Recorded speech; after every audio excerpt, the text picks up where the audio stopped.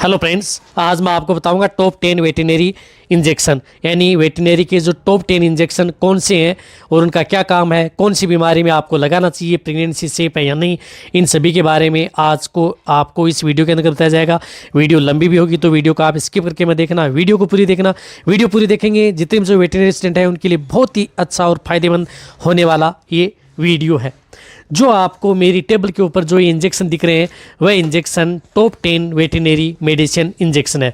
तो सबसे पहले मैं आपको बताना चाहता हूँ कि इंजेक्शन जो काम में उपयोग में लेना चाहिए या होना चाहिए वह CPM इंजेक्शन। CPM इंजेक्शन जिस प्रकार से जायडस का कैडिस्टीन क्लोरफेनेरमाइन मेलेट साल्ट का इंजेक्शन ये टॉप 10 के अंतर्गत आता है, यानी ये फर्स्ट कैटेगरी के अंतर्गत इंजेक्शन आता है। ये इंजेक्शन होना बहुत ज़रूरी है। ये इंजेक्शन रहता भी एनी टाइम है। इस इंजेक्शन के बिना किसी भी रोग का इलाज हो पाना संभव नहीं है, यानी साइड थेरेपी के तौर पर इस इंजेक्शन का प्रयोग जरूर सभी प्रकार की बीमारियों के अंतर्गत किया जाता है।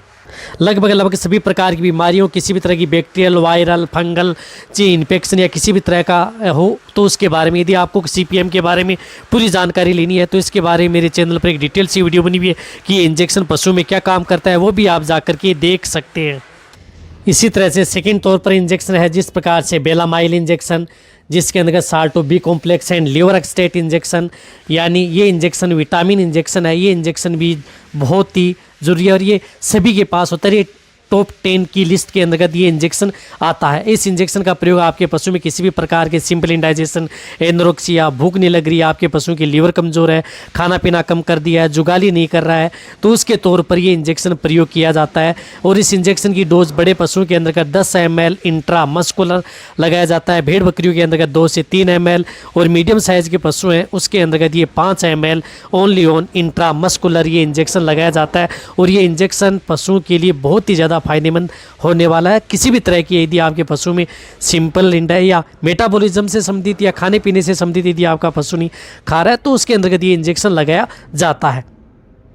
इसी तरह इंजेक्शन मिलोक्सिकेम, जिसके अंतर्गत साल्टो मिलोक्सिकेम, जिस प्रकार से मिलोनेक्स है, ये इंजेक्शन भी दर्द सूजन बुखार का इंजेक्शन है, दर्द सूजन है यदि आपके पशु में तो ये इंजेक्शन प्रयोग किया जाता है। बहुत ही अच्छा इंजेक्शन है। ये इंजेक्शन भी एनी टाइम रहता है और ये इंजेक्शन आपके पशु में यदि आपके कहीं पर लग गई है, सूजन आ गई है पशु में तो इंजेक्शन प्रयोग किया जाता है। बड़े पशुओं के अंतर्गत 15 से 20 ml इंट्रामस्कुलर इंट्राविनस व सबकट रूट पर लगाया जाता है। छोटे पशु में ये 3 से 5 ml।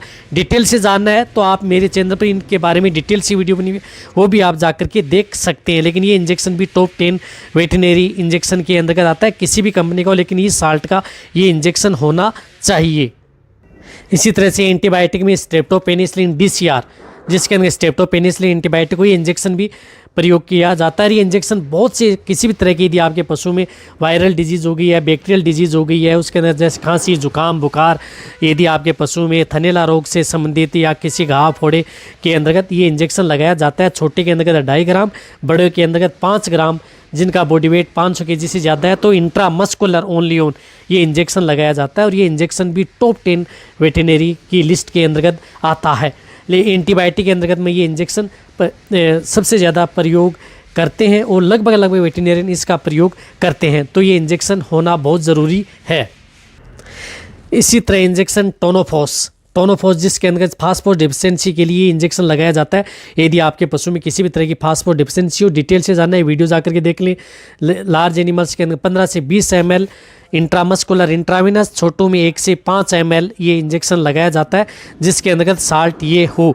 और ये पशुओं के अंतर्गत किसी भी तरह की यदि आपका पशु खाना पीना, जुगाली या रिपीट ब्रीडिंग, इनफर्टिलिटी इसकी शिकायत है तो डिटेल से जानना है जाकर के देख सकते हैं। लेकिन ये टॉप 10 की वेटरनरी के अंतर्गत है। ये इंजेक्शन बहुत ही ज़्यादा प्रयोग किया जाने वाला इंजेक्शन है। इसी तरह से जो एंटीबायोटिक के तौर पर सेफ्ट्रीजोन एंटीबायोटिक इंजेक्शन है, ये इंजेक्शन भी यदि आपके पशु में श्वसन तंत्र से संबंधित किसी भी प्रकार के किसी भी तरह की सेफ्ट्रीजोन हो, साल्ट हो, जो सेफ्ट्रीजोन साल्ट का, और इंजेक्शन कोई सी भी हो, किसी भी कंपनी को, जिस प्रकार से ये इंटासेफ है, इंटास का जो थनैला रोग के अंतर्गत, मूत्र नलिका से संबंधित रोग, श्वास से संबंधित रोग के अंतर्गत ये इंजेक्शन बड़े पशुओं के अंतर्गत 3 से 4 ग्राम इंट्रामस्कुलर व इंट्राविनस ये इंजेक्शन लगाया जाता है। ये टॉप 10 की लिस्ट के अंतर्गत ये इंजेक्शन सेफ्ट्रीजोन होता ही होता है।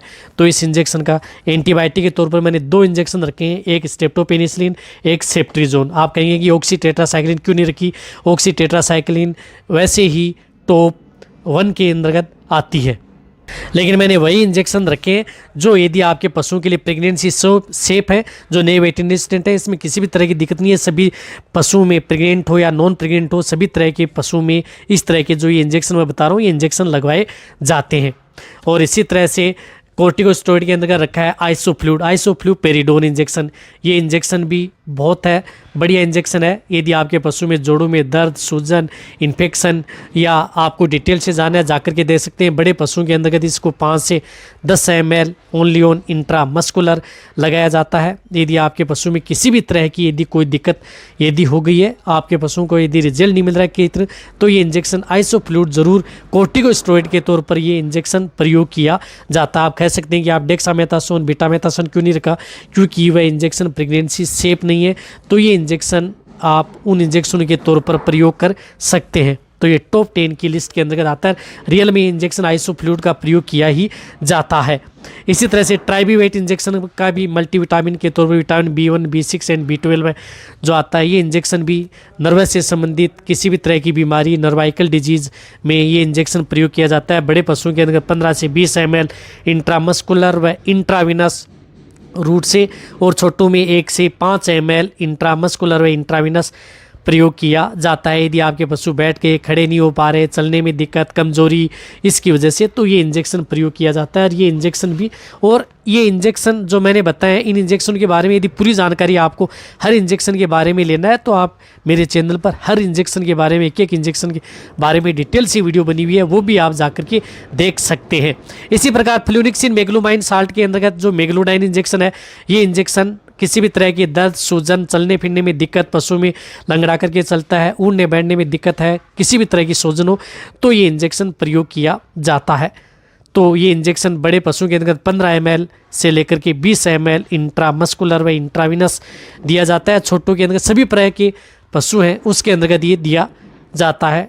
यदि इसके बारे में जानना है तो जाकर के आप देख सकते हैं। ये किसी भी पशु में, छोटे से लेकर के बड़े पशुओं के अंतर्गत इस इंजेक्शन का प्रयोग किया जाता है। इस साल्ट का इंजेक्शन भी टॉप 10 वेटरनरी के अंतर्गत आता है और इसका प्रयोग भी किया जाता है।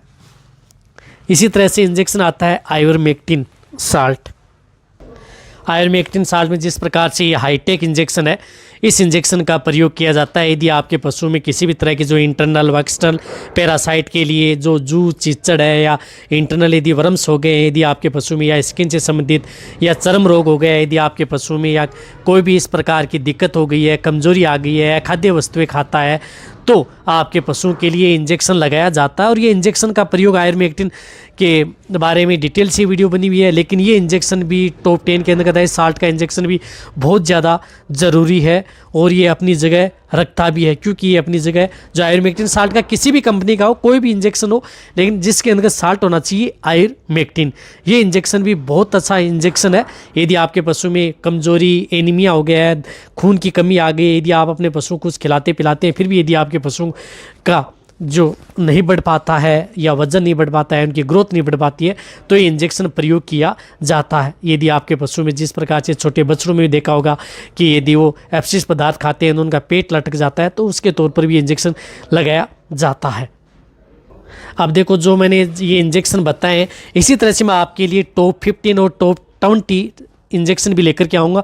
उसके अंतर्गत कौन से ऐसे इंजेक्शन हैं जो भी प्रयोग किए जाते हैं। अब टॉप 10 के अंतर्गत मैंने जो इंजेक्शन रखे हैं, वो इंजेक्शन रखा है CPM, क्लोरफेनेरमाइन मेलेट, बेलामाइल रखा है, मल्टीविटामिन में ट्राइबीवेट रखा है, और सेफ्ट्रीजोन रखा है, आयुर्मेक्टिन में हाईटेक रखा है, मिलोनेक्स, मिलोक्सिकेम साल्ट में मिलोनेक्स, ये भी बहुत ज़रूरी है, टोनोफॉस जो इंजेक्शन है वो, और एंटीबायोटिक में एक DCR स्ट्रेप्टोपेनिसिलिन भी, और कोर्टिकोस्टेरॉइड के अंतर्गत आइसोफ्लूड, और फ्लूनिक्सिन मेगलोगाइन में मेगलूडाइन, ये इंजेक्शन होते हैं। ये रियल में टॉप 10 वेटरनरी इंजेक्शन है। सबसे ज़्यादा इस साल्ट के इंजेक्शन प्रयोग किए जाते हैं।